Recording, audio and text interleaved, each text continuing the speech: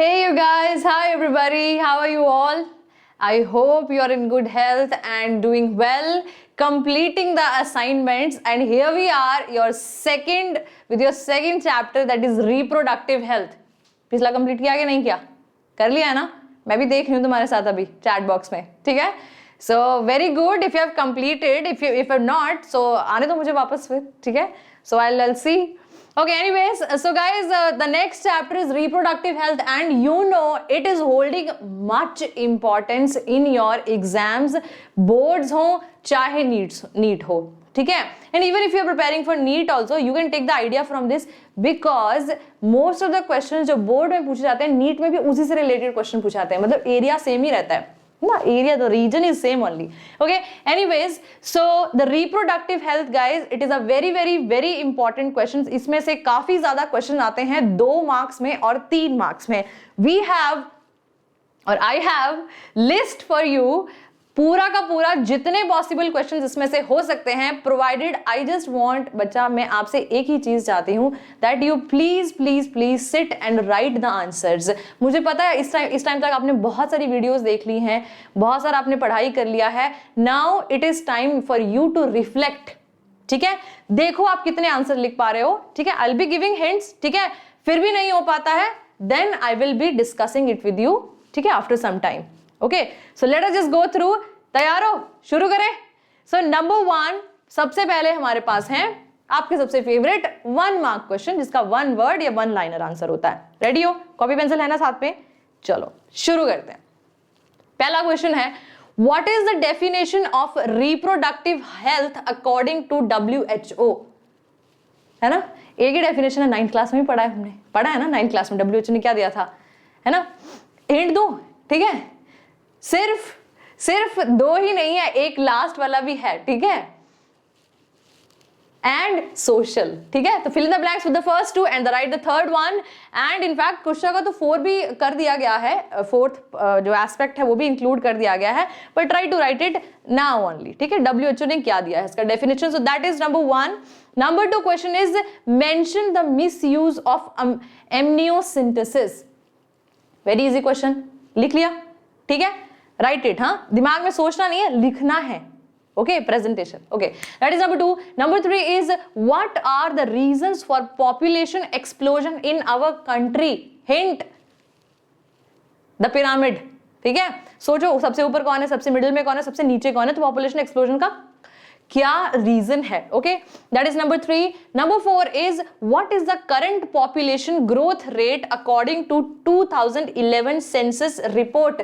Open your NCERT, it is right there, I think in the second page, ठीक है? अगर आता है पहले से, बहुत बढ़िया, kudos to you. Okay, next question, name any 2 copper ion releasing IUDs. आता है? जल्दी से. एक तो पक्का आता है बहुत जल्दी से, दूसरा सोचो, ठीक है? नहीं है तो look it up. Next is, what is the advantage of copper ions in these IUDs? क्या है कॉपर आयंस का, क्या करते हैं कॉपर आयन, है ना, IUDs में जो आप यूज करते हो, what is the use of that, ठीक है? कैसे वो स्पर्म्स की उसको करता है ना? आई थिंक मैं आंसर ही बता दूंगी, but I don't want to. Anyways, I want you to write it. Next is, what is the additional advantage of using condoms besides providing contraception? ठीक है, एक एडिशनल, देखो एक एडवांटेज तो उसका कॉन्ट्रासेप्शन है ही है, एक दूसरा एडवांटेज क्या है जो कि और मेथड्स में नहीं है, सिर्फ और सिर्फ इन्हीं में है, कॉन्डम्स में, ठीक है? Right it now. Done. Okay, so let us move to the next question guys. Next question है हमारे short answer type question number 2. Okay, so here we have the first question which is very easy. What is the additional advantage of hormone releasing IUDs? Hormone releasing IUDs का additional advantage क्या है? एक तो आपको पता ही है, ठीक है? दूसरा एडवांटेज क्या है? Look it up, है ना? additional advantage का ये मतलब नहीं कि अरे यार मुझे तो बेसिक ही आता है, मैं तो बेसिक ही लिख दूंगा या लिख दूंगी. नहीं, additional advantage. सोचो, look it up.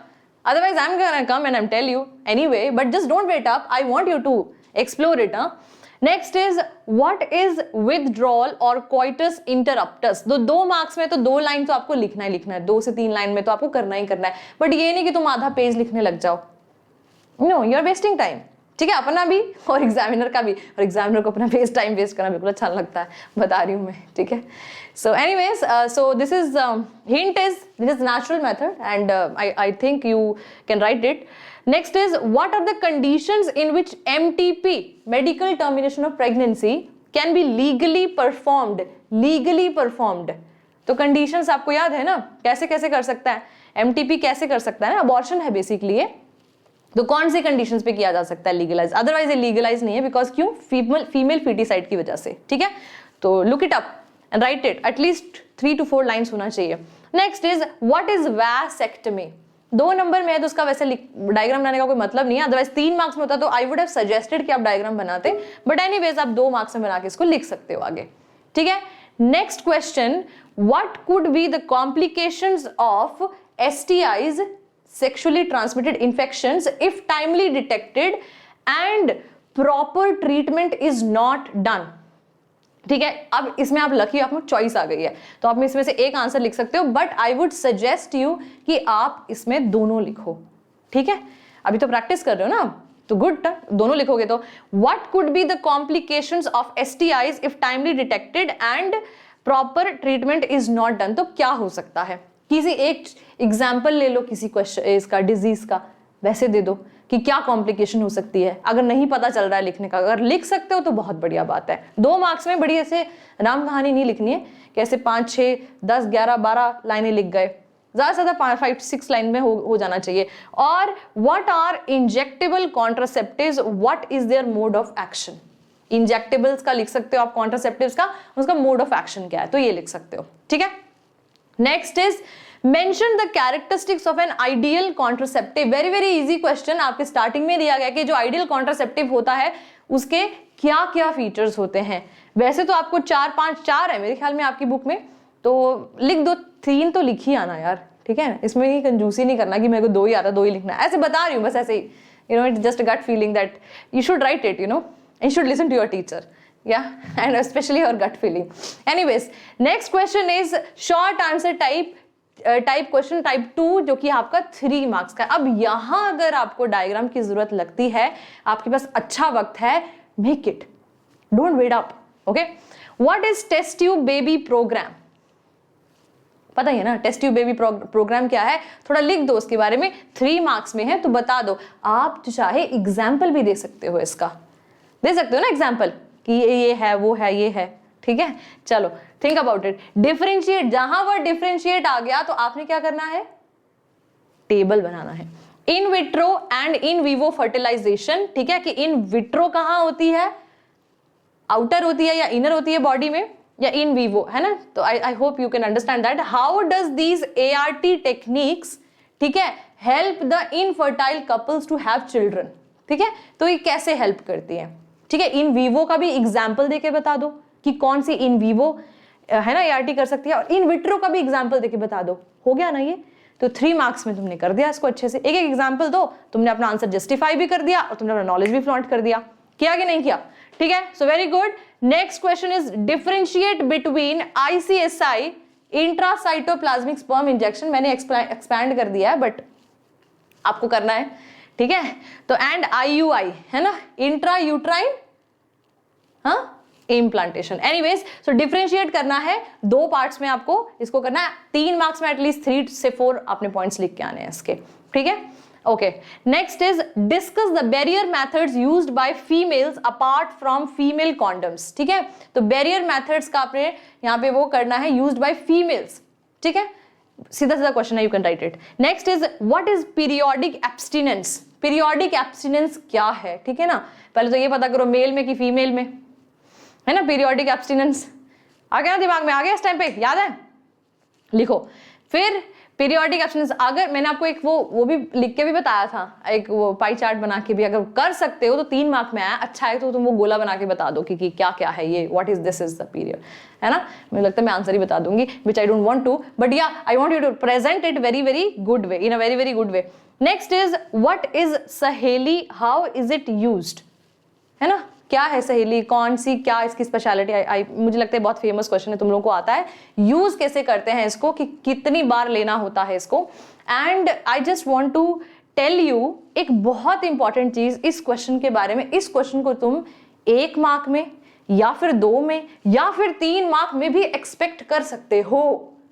You getting my point? सुन रहे हो? ठीक है, तो ये क्वेश्चन तो आना ही आना, ये मान के चलना, आना ही आना, मैं बता रही हूं तुमको। ठीक है, वन और the other way this question will come. Okay, next, last but not the least guys, differentiate. अगर देखो इसमें से ना 5 मार्क्स के क्वेश्चंस आता है और सीधा सीधा आता है, क्या आपको इसके एक्सप्लेनेशन देनी होती है। देखो यहाँ पे differentiate between gift and gift, तो पहले तो इसका एक्सपैंड करो, और व्हाट इज लैक्टेशनल एमिनेरिया, एक्सप्लेन। ठीक है, इसमें से आपको चॉइस आ गई है, चलो भैया चॉइस आ गई आपको।